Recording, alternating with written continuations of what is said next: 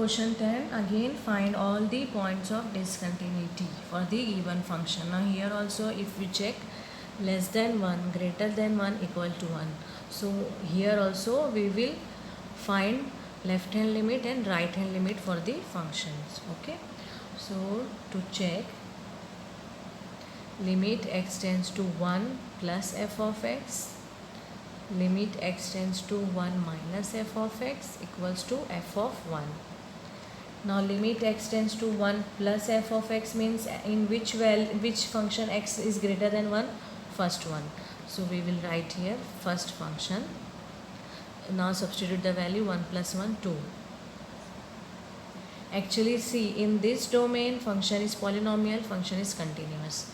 Here also function is polynomial, function is continuous. But this, why they have divided in two separate functions? They are divided from 1, isn't it? So we will check what about 1. At 1 it is continuous or discontinuous, isn't it? So if we get that at x equal to 1 function is not continuous, so we will write function is continuous everywhere except that x equal to 1.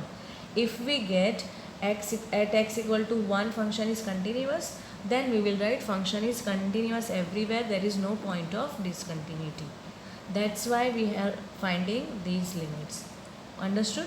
Now x tends to 1 minus f of x. So 1 minus f of x, in which function x's value is less than 1? Second function.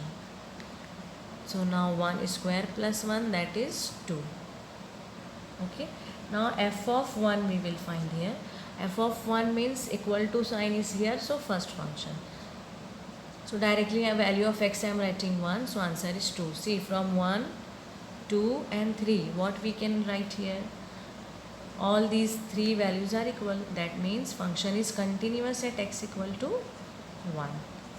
So we'll write limit x tends to 1 plus f of x is equal to limit x tends to 1 minus f of x is equal to f of 1. That implies f is continuous at x equal to 1. That means function is continuous everywhere, isn't it? That means there is no point of discontinuity.